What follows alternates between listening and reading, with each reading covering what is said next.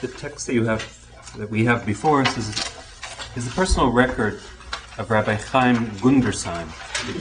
Now, Rabbi Chaim Gundersheim, and the nature I'd like to talk about just for a moment, and the very character of this text. The source is a personal diary of a judge in the rabbinic court of Frankfurt, approximately between the years 1770 to about 1795. Now, Chaim Gundersheim was not the Av Beit Din, but he was a consistent member of the Beit Din in Frankfurt, the rabbinic court. There were at least 2 rabbinic courts in Frankfurt at the time. This is one of them, and he has a number of illustrious colleagues who sit with him. The record is not a word-for-word itemization of everything that takes place in the court. It's a judge's personal summary of what took place before him. It appears to be his own personal record. He even signs it. If you look at the last word in the Hebrew text on page 2, you'll see that he signs it, V'ani. I'm there. In other words, he signs himself. Doesn't write out his name. He just says, me. I was there as a member. So it's a personal record that he keeps for himself. Why he keeps for himself can be all sorts of reasons. We can discuss that a little later. But David, question? Yeah, well, I'm familiar with the genre from British judges of the same period, but I've never heard of something in a Jewish court keeping one. Is this? The reason that I'm actually working on this Frankfurt is not my cup of tea usually, but I believe that's precisely the point. There are a number of these sort of documents that historians have never dealt with. We have from Frankfurt, we have from Prague, we have from Metz, all from the same period. We have from another number of other places. Nobody has ever touched this material. Stefan told me there's also from another community in, you remember? You mentioned it. Okay, so there are a number of these cases. Nobody has ever tried to work on these through. Ken is about to correct me. Objection, yes, yeah. Because only in the sense that in Northern Europe, apparently they're writing down this material in court. In right. Southern Europe, the Mediterranean, it's notaries who take down this material. People go to notaries and the notary writes, and whatever's in the notary's handwriting is the true record of what was said. Okay. Now this isn't a question that was raised at the last World Jewish Congress. And some people have of course, studied. Right. Now the notaries are different, and we can discuss that later, but that's a different sort of source because of different problematics. Whose side is the notary giving? Here, that was a question that was raised and discussed. I don't have an answer, but it was a whole argument. I do it. He's simply giving what the witnesses. That's right. That's only one side. And here's the court. Here we're getting the judge, what came before the judge and how he sees it. And in some cases, not in this case, in some cases, we get some idea of what the considerations are in the court. Okay. So, here we have a case regarding, and just one other thing, houses in the ghetto of Frankfurt, particular house in 1774. And this house is what's called the Wetterhahn lot. Now, if you take a look on page 6 of the handout, you'll see it's reduced very, very small, but you see that this is the ghetto of Frankfurt. This is a map prepared in, according to the ghetto in 1711. But each of these little, what appears to be farmland, is not farmland, they're actually houses. These are lots. And like apartment buildings in New York, and perhaps in other places today, but in New York, you live in the Edmonton, you live in, I don't know the name of a building you live in, but all the buildings have names. Well, all the lots in Frankfurt had names. It wasn't you lived on the Jewish street number 6, you lived in a particular lot. And that lot could be divided into sub-lots as well. But that's why there's a reference here to a house on a lot. And that you see in the second line is regarding the case of a house on the Wetterhahn lot. And that was just the name of the lot. There are all sorts of neat names for lots. There's the Golden Deer, there's all sorts of names, but this is the name that we have. Now this house, this particular house, was shared by 2 people. Tevli Landau was one owner, and as you can see on the blackboard, I'm not wired in the end, so I'm not walking over there. Okay? Bila Wetstein was the owner of this lot, or lived in this lot, at least from 1751. And she shared the house there with Resla Schwarzschild. Bila Wetstein died in approximately 1771, and she passed it on to Josefa, who appears in the text here. Rezla died and passed it on to Tevlin. Okay, so we're talking about 1771. The previous owners had passed away, and now the next generation had it. The interesting thing that is taking place here is how the house is shared, and that's what I want to discuss. I want to discuss how the house is shared and what are perceptions of space. What does space mean to people? And these are questions, some of the questions that Chris raised. I want to have a little different twist. How do people think of the place they live in? How do they perceive space? What does space mean to them? And this case, I think, helps clarify some of this. Now, one of the questions if you own half a house is to decide who's going to live where and which half of the house.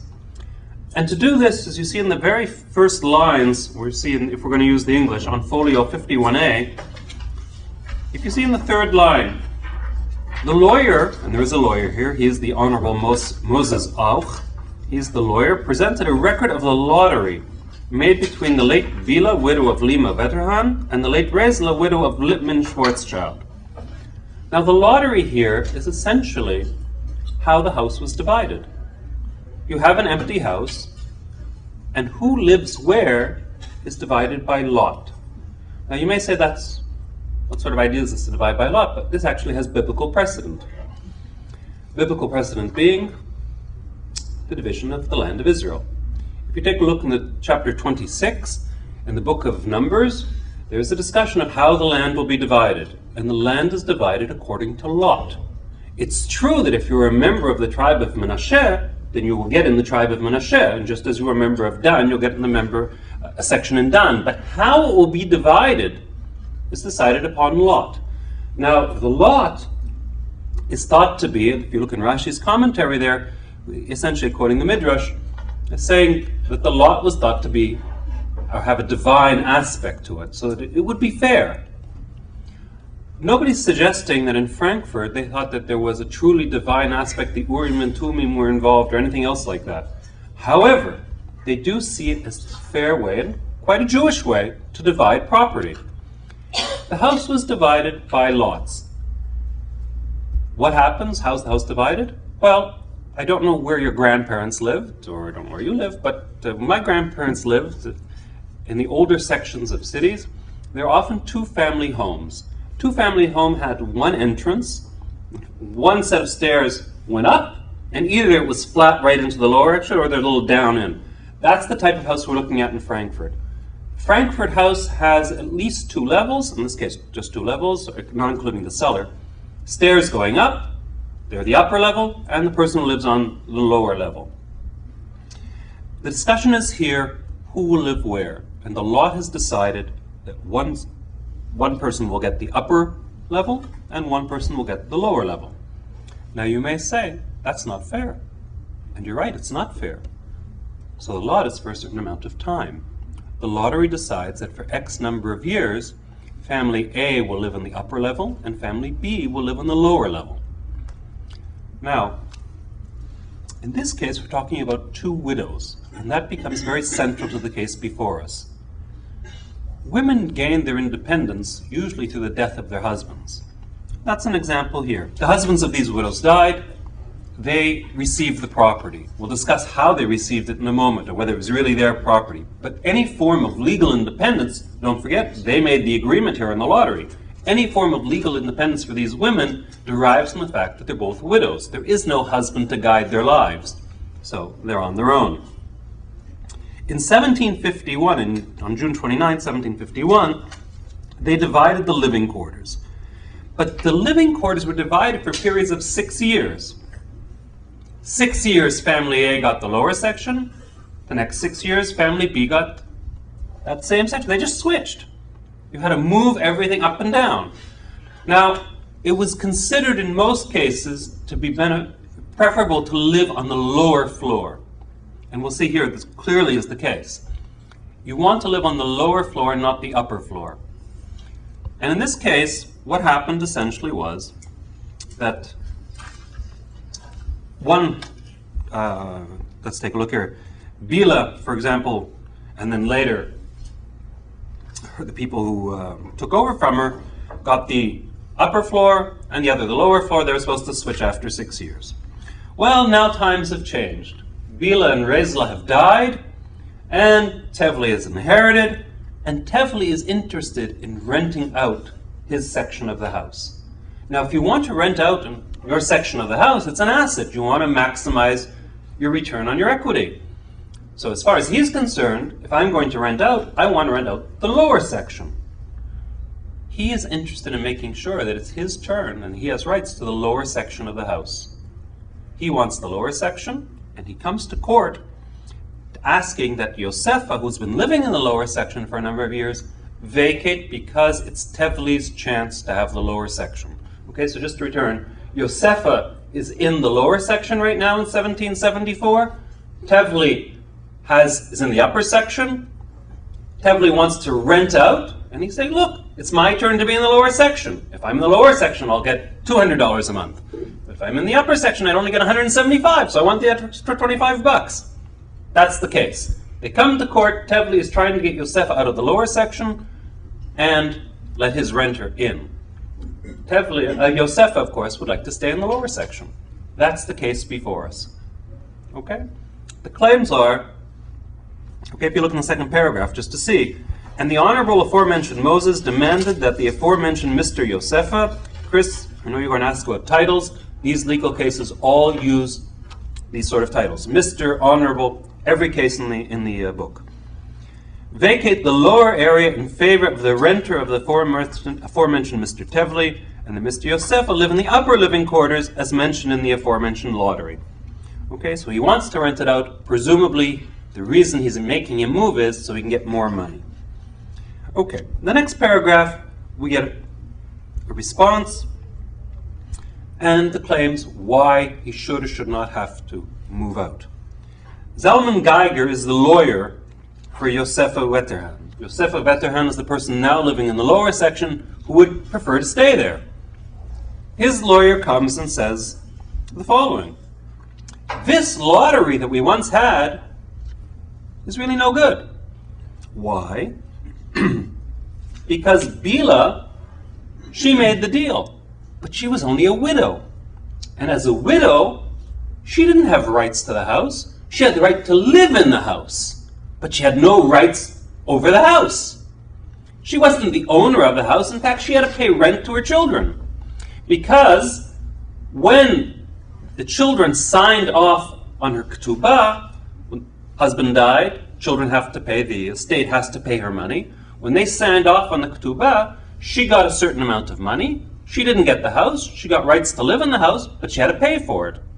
She had to pay for it, and she has no rights to make deals long-term obligating future generations. She died. We need a new lottery. Yosefa is essentially claiming my rights. She had no rights to sign away my rights. Therefore, let's make a new lottery, divide it again. Well, probability would suggest he has a 50% chance of winning. That's better than his current situation. Since he's been living on the bottom, he'd be thrown out. So with 50% against nil, he goes for the 50%. And his argument is, previous agreement is no good, let's have another lottery. Okay?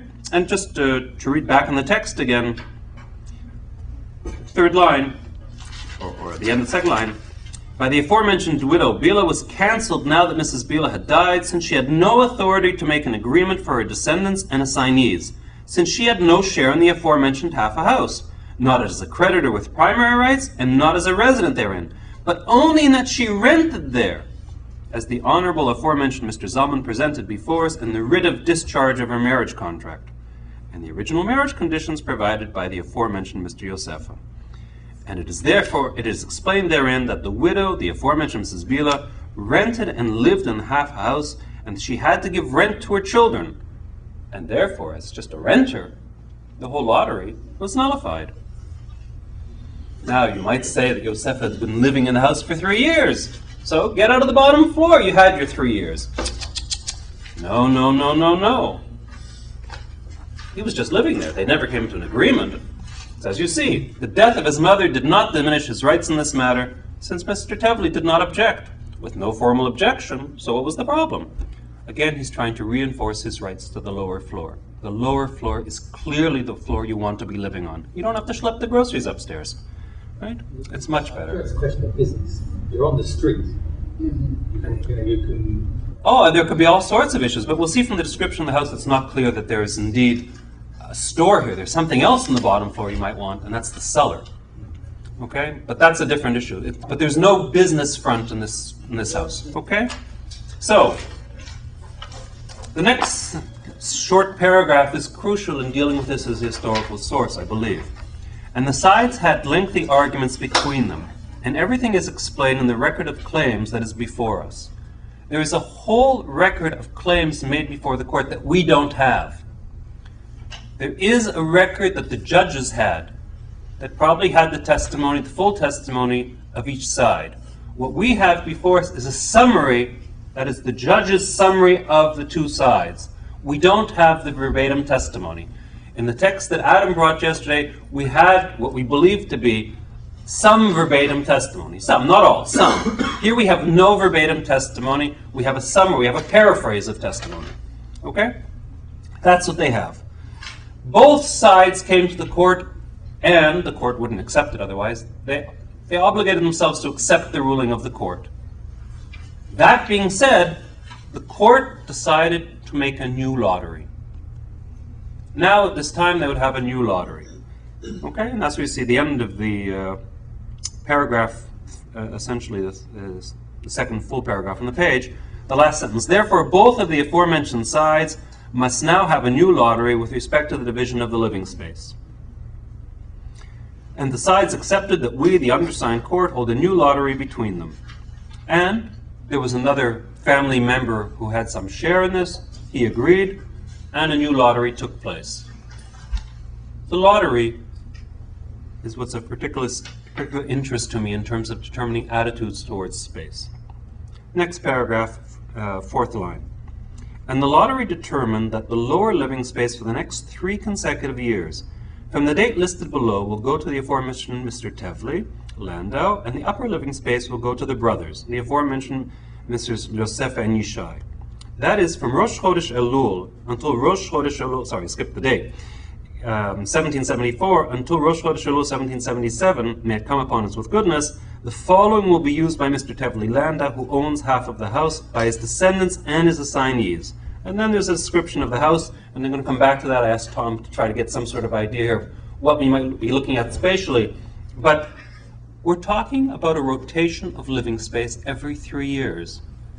Think for a moment. If you had to get up from your house and move every 3 years, what does that mean about the place you're living in?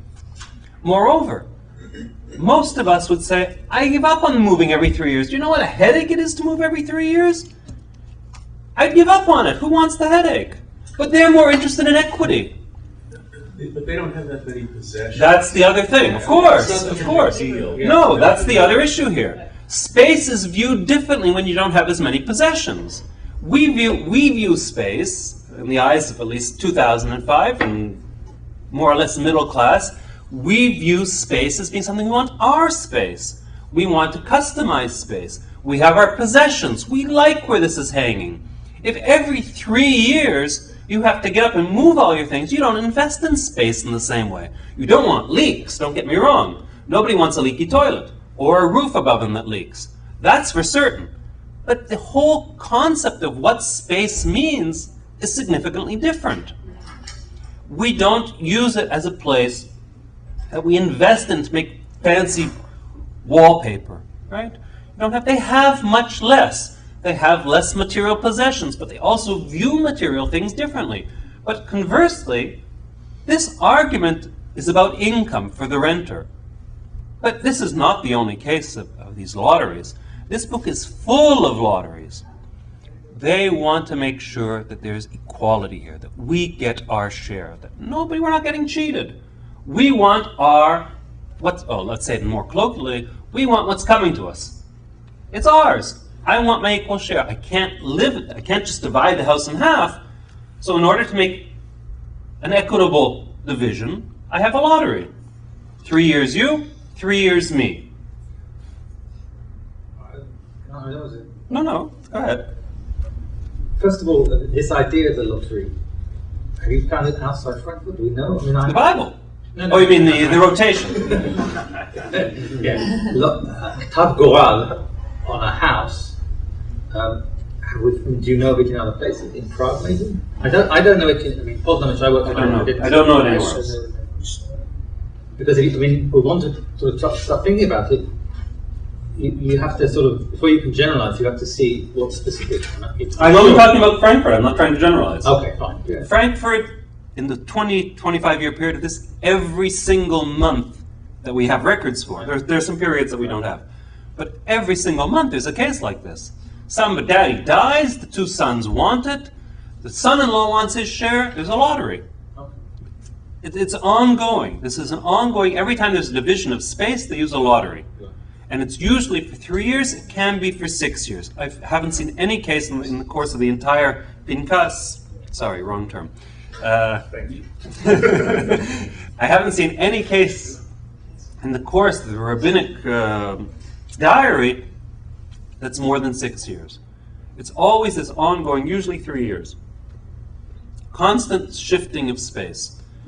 Well, what are they shifting? Let's take a look. Okay, so who's going to get this section? Well, you're going to get the winter house on the ground floor, which one assumes is what we'd call the kitchen or the heated area. The winter house on the ground floor with the sukkah, so there's a little space out back, right? There has to be a place to have the sukkah. Two poles high. I don't know exactly what 2 poles is, but if we just take it as a measure for the moment. Is this the Ellen? No, that's also mentioned here. Ellen are also mentioned here, so poles here is a measure I don't know. 2 rooms across from each other, with the hallway and passageway 3 poles high. A room at the side of the wall. Somebody's going to ask, does this mean the side of the wall of the ghetto? It may be, I don't know. But I assume it's, what it could be is the ghetto wall, and then they have what we would have like a shed. Right? So they have a room at the back using the ghetto wall. That may be. That's, but Tom says he's the architect. I really follow him on this. Okay? And the half stairway with a small room in it.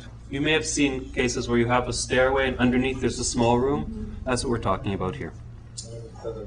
The wood courtyard underneath the lower winter house. Harry Potter. Oh, Harry Potter. There we go, right. That's where Harry lives. The exterior cellar, and here's the case, Adam, that I think that it is important. If you have a cellar, especially if you're in any sort of business, you want a place to store things. And that's very important. The exterior cellar that's under the street. Again, we have some sort of notion of what's under the street in Frankfurt. They use it for storage. I mean, it's not a subway. Okay? At the end of 3 years, and there's a little, it's not a break, there's just a piece missing from the manuscript. Looks like a few words, I can't say, but I guess the next word is 3 more consecutive years, without any putting off or delay in the world. That is, say, from Rosh Chodesh 5537 until Rosh Chodesh 5540, it may come upon its goodness. The lower living quarter will be for the aforementioned brothers and their descendants and their assignees. And similarly, the upper living quarters for the aforementioned Mr. Tevlin and his descendants assignees. And so it will rotate every 3 years forever. So it shall be. Space is not, you're not trying to keep your living space, you're trying to maintain your rights and your fair share. Space alone, I think, is not really what people are trying to guard here. I think what they're trying to guard is their fair share of space and to have an equitable solution. This is the decision of the court that took place in August 1774, and we have the 3 judges who signed off on it. Is this different from medieval space? I can't really say. I don't know enough about Jewish houses in the 12th century, the 13th century, but my sense is that there you don't have the same division of houses. But I certainly know this is much different than modern notions of space. In modern notions of space, we at least view space much differently. Ken? Well, let me respond directly. It leads into what's been plaguing me here. Lawrence Stone, in his famous study of the family, points to a major change in architecture. He's talking about big manor homes moving, and I'm sure we've all seen them in Europe, where the rooms just lead one into another. There's no privacy, or if you're in Vienna, there are these servants' halls that run behind, and they film the Stube from behind, and so on and so forth. We have concept of space in houses, but they don't really tell people what they are. But here you have a totally different set of space. Now, you look at Megillat Achimaz, this wonderful scene where he comes out of the house in the morning and he turns down the stairs and calls his brother. If you've ever been in Oria, and I highly recommend a trip to Oria, you will know it's indimenticabile. And you'll see that these are, these single-family homes like you see in the Sophia Loren movies in Napoli, tiny little homes. It's impossible for more than one family to live in these things. Now here you have a brand new set of space, some kind of different building, modern conditions, and the crux, that the buildings are owned in common, and yet there is no determined space in those buildings from the very beginning, forcing this what sounds like a unique solution. Maybe it's in other areas, other Jewish areas like this. How do they own the houses too? In Rome it always says to buy and sell, but they're not buying and selling. They're buying and selling the chazakah, the lease, which exists before the famous Yus Gazada. It exists forever. They're not actually buying. They're buying 49-year leases from the minhal or something like that. And in Israel, that's most of the land is owned by the state, and we get a 49-year lease. So then also it seems to be very clear here the notion that a woman only collects her ketubah. In plenty of other places, women get a lot more than the ketubah. What do you mean she doesn't own the house? Of course she owns the house. There are plenty of places where that goes on. So you have an enormous key here, which is what's fascinating, into a whole kind of social and economic structure of these Frankfurt Jews. Chris? Yeah, I want to kind of build on one of the things that Ken said about both the matter of ownership and the matter of mobility of the way people use space.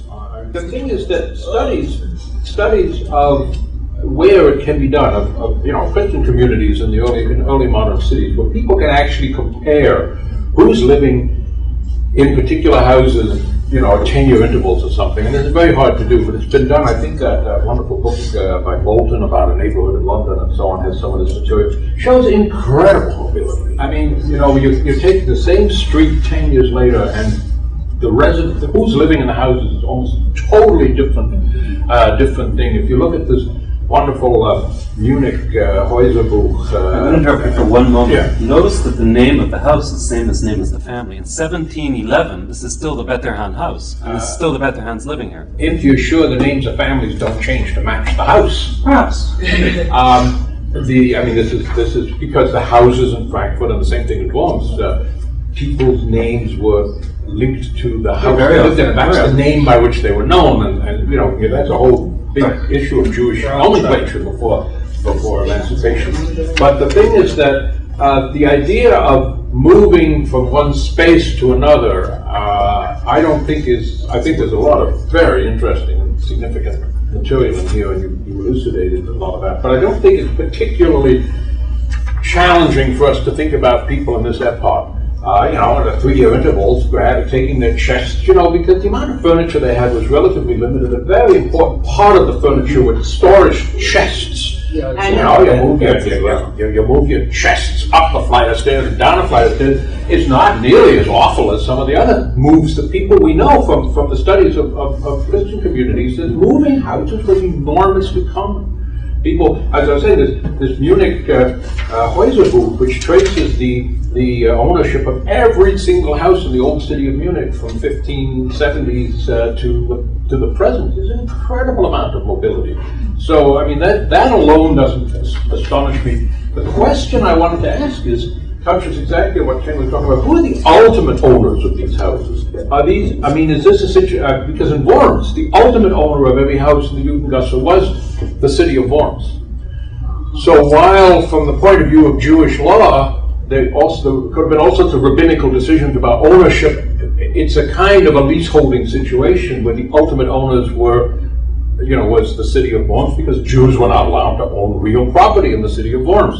And I would, I'm not quite so clear on Frankfurt, although I should be, but what is the ultimate legal status of these houses in terms of relationship to the normal ruling that Jews were not supposed to own real property in European cities. The record of the court itself doesn't make any reference to who the ultimate owner was. The court only assumes that those people who live in these houses, that is Jews, have the right to sell even the land on which they are living. Whether that means that you have, as you mentioned, somebody who's an ultimate owner, but you have a lease, or whether there's some different arrangement. Or, yeah. So here we don't have any Christians in the that are mentioned here, at least, in the area, but we do have cases of Jews selling land. Now, what happens? The one case I can give you is there is a case that's mentioned here a number of times that involves actually one Yaakov Emden. But I don't think it's the famous Yaakov Emden, who was speculating on land in the ghetto. Actually, that's suspicious. Oh, that's why I said I don't think it's the same one. I don't think it's the same one. Fake merchant. But just one second, just to finish the answer. The community owns or holds that land, and they get the proceeds of the sale. Okay, so, Yeah, but I don't know whether that's... I mean, from the point of rabbinical decision-making, this issue of ultimate ownership may not really... Right, that's not... When you were talking about the issue of space, and mentioned that people perhaps didn't have same notions of space, it reminded me of that old argument that, you know, in the early modern period when women lost their babies, when they died, they didn't mourn them as much as we might because they died all the time. And of course, we've all rejected that argument, I think, subsequently. So I actually like your notion of the equity issue as in fact more important, and in fact what you said in fact also supports that, especially because we're dealing with a ghetto where there was very little space.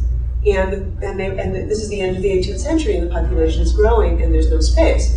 So there would be an even greater incentive to make sure that things were equitable, so that people, you know, had something at least. So I think that makes a lot of sense. I've read thousands and thousands of just little descriptions like the ones you're reading here, and the point I want to emphasize is that if we just had a Frankfurt historian who's read hundreds and hundreds of these, that immediately we would know what this cellar, exterior cellar is. It could be more often a cellar, exterior cellar, entranceway to a place underneath. It's very difficult to make a cellar under the street. It's very almost unprecedented, impossible. The house. Under the street level. So anyway, but all I'm saying is that we could all go around the room and speculate about any one of these things, about double room or something like that. But what needs to come next is someone who familiarizes himself. Well, these cases of cellars occur a number of times in these documents, and they use them for storing big items, and they talk about leaks. It's a big issue.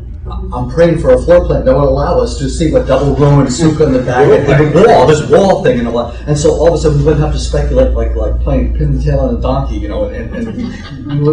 it's out there and we're close to it, but we need the background. Oh, you're talking about bringing a specialist or something like that. And here we have the Frankfurt specialist, and we just ask them questions about, what does this mean and that. And we could amass, I think, good, strong hypotheses about how Jews live in this. Stefan, I think you have some experience here. Exactly, good answer on that. Today there's part of the Jewish Museum in Frankfurt where you can visit really the cellars of former Jewish houses in the Jugendgasse. Then you get the idea what it means. First of all, I think that refers all the time, and not only in your source, but in the numerous other sources, all those cellars were connected to each other for the whole run of the Jugendgasse. And not only the left side and the right side, not only between both sides. So that means really, obviously, that it went down under the street, And this is very impressive to see. You can walk in, I think, two or three houses. And it's very common in any cities that were of any mercantile significance. In Polish cities, you can do in Yarosław and Sandomierz and other places, they actually excavated the roots, and you can go around the city visiting these cellars, and it's really very impressive. I do think, though, that in the Hebrew and in English, we see that there are not technical terms for these rooms. I'm seeing the word these chadarim with just descriptions of them, and I think that really supports one of the things that you're trying to do, which is we know that when we're looking to rent, I think the comparison to the modern world is actually useful right now.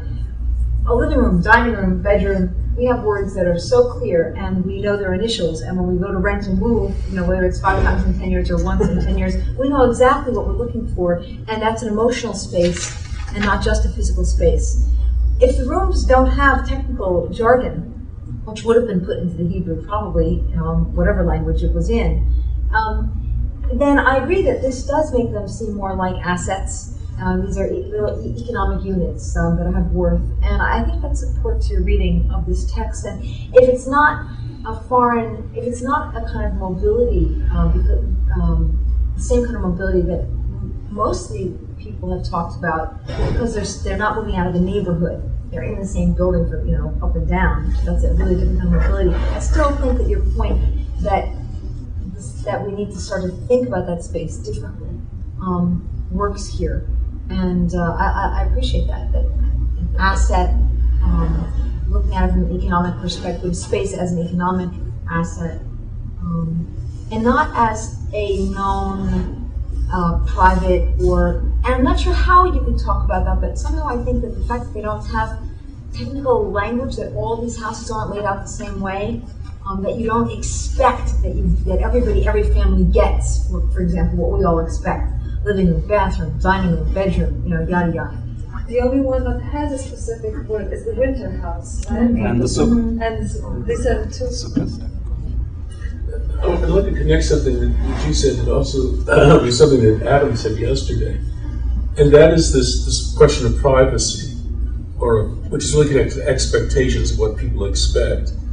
And it just struck me that it must be really something that only comes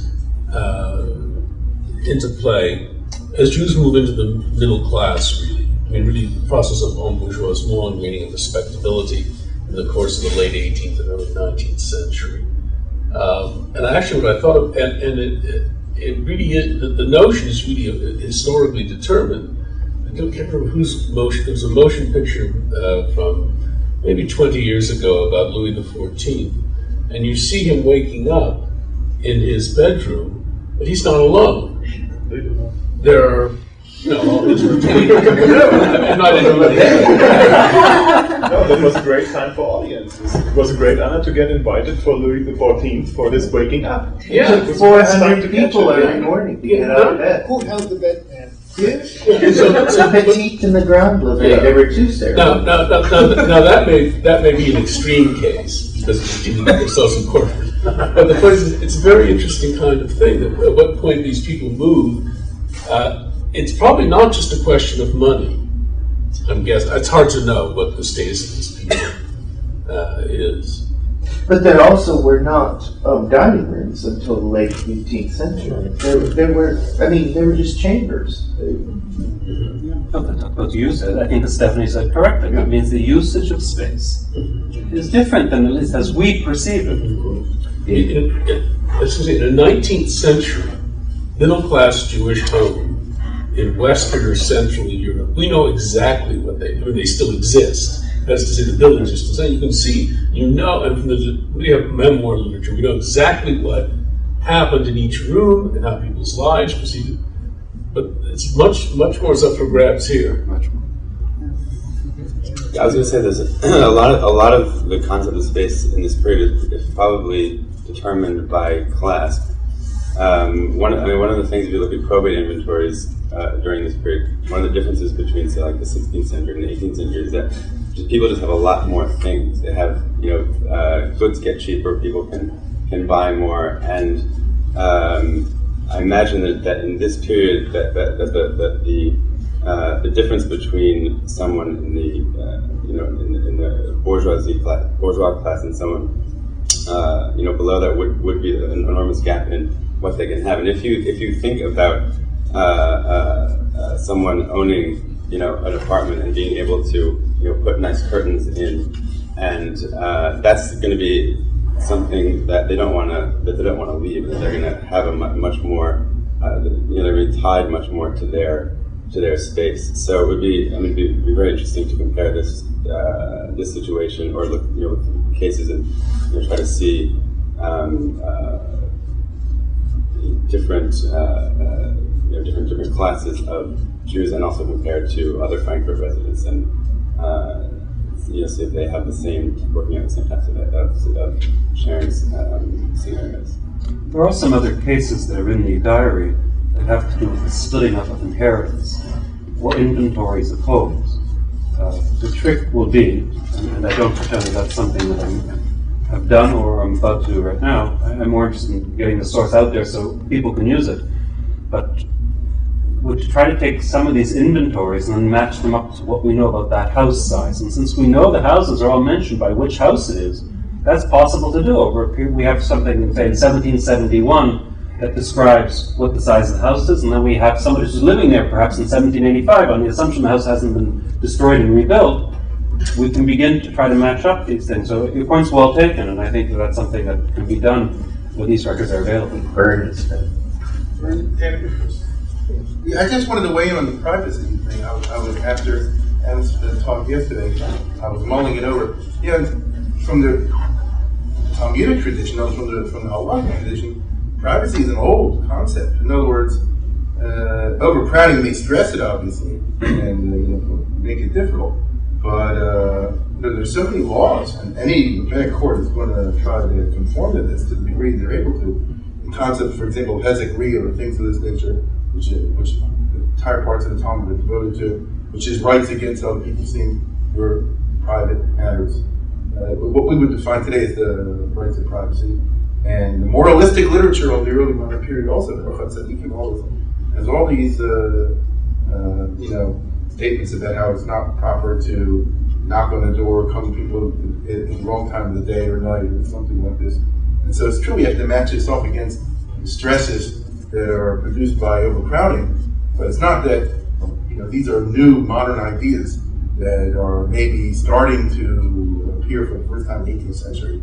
On the contrary, I think that they're very traditional ideas, which life, as you see over here, put stresses upon.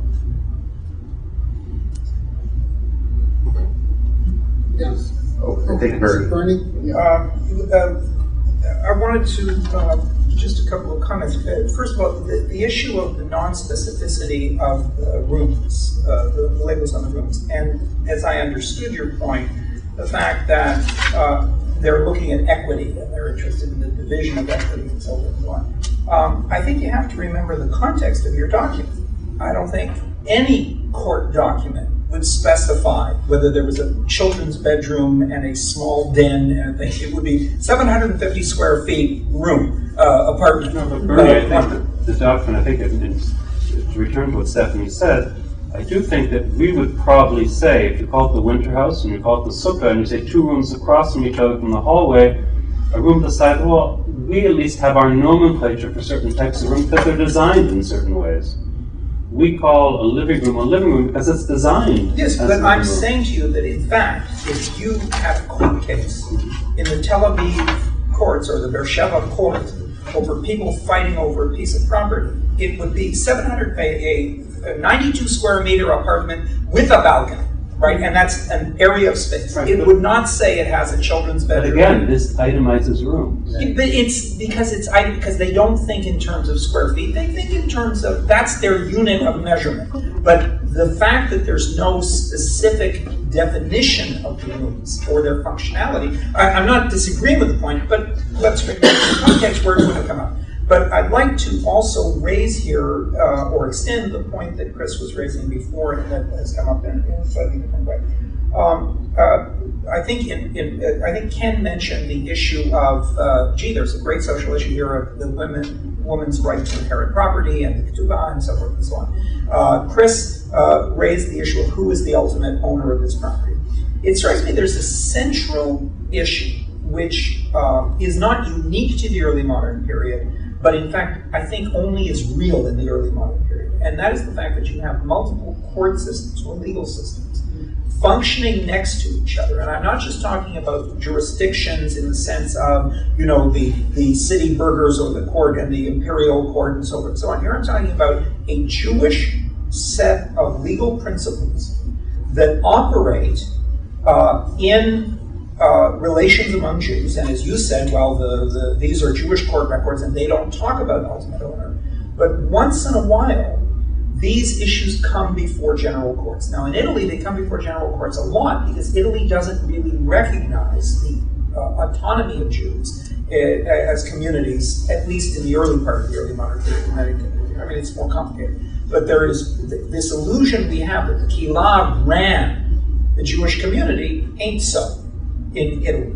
And yet, non-Jewish courts recognize internal principles of Jewish halakha. For instance, the right of women to be independent inheritors of land and property, whereas in the non-Jewish world that would never have happened. So you get non-Jewish courts backing up a system of law which is different than their own basic assumptions. Now, it seems to me that there's a million miles yet to go in terms of investigating that. So my question to you, and it may not be a question you can answer, but I think it's worth throwing out, if we raise the issue of ultimate owners, or if we raise the issue, even if the Frankfurt Ghetto was actually owned by the Kehillah or owned by the Jews, but at some point, I am sure that these issues spilled over to the non-Jewish courts. And the idea that you don't go to Ergot Shalgoyim, that you don't go to non-Jewish courts, is simply not true. They did in Poland, they did in Italy, and I'm sure they did in Germany too. And so I think the interesting question would be to look at the principles that control it here, and just ask the question, how do non-Jewish courts interpret these principles of law? This should probably be the last one. Yeah, I just want to respond to Bernie, but I wanted to say something else first. I won't forget it, and that's namely that we're dealing with upper middle class people here effectively, because at least in Rome and the ghetto, you've got so many rental contracts for a corner of the room, and this person is entitled to bring in one bed and one half table. They are exceedingly specific, so that total lack of privacy in these cases. You have to think of this. With Bernie, there's even a further wrinkle, and that is that the law is changing.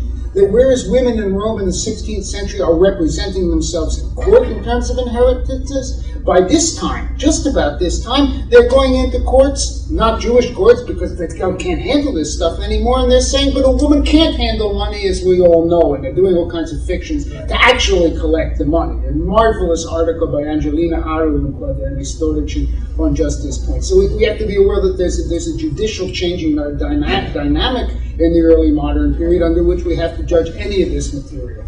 Well, just to take away from Italy, bring back to Frankfurt, there are lawyers here. Among other things. Well, we've got lawyers in Italy too. I'm just saying, but here there are lawyers. That's an issue. The Jewish court here, they both have lawyers. Yeah. Both parties have lawyers. So, clearly the direction was set many years ago. Okay, thank you very much. Thank you.